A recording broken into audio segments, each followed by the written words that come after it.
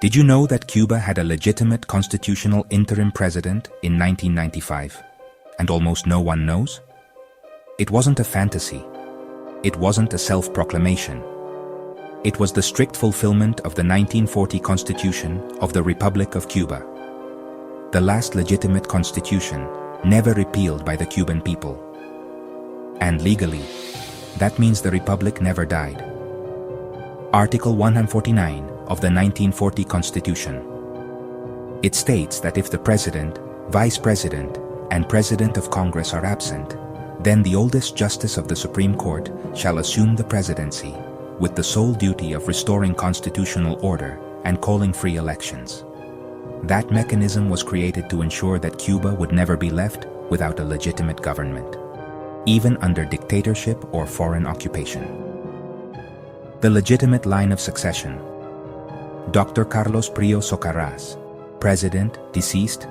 Dr. Guillermo Alonso Pujol, Vice President, deceased. Dr. Manuel Antonio de Varona, President of Congress, deceased.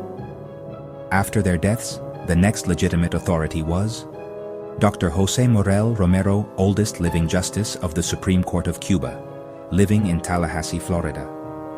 In 1995, he was sworn in as interim constitutional president in full compliance with Article 149, with the exclusive duty to restore the Republic, not to govern to avoid a power vacuum, and under Article 180, he constituted the constitutional turn, appointing new Supreme Court magistrates to ensure continuity of the Cuban state.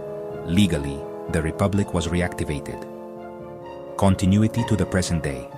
Since 1995, there have been 4 constitutional successors. Today, the legitimate interim president of the Republic of Cuba is Dr. Julio Garcerán de Valle. His mission is clear.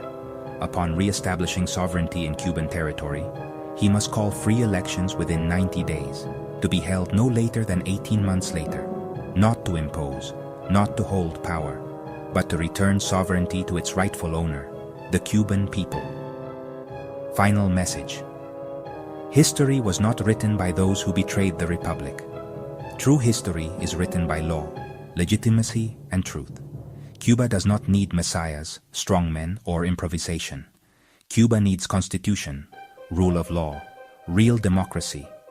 And the path was already written in 1940. Freedom is not invented. It is restored. The Republic never died, and the Cuban people will return to it.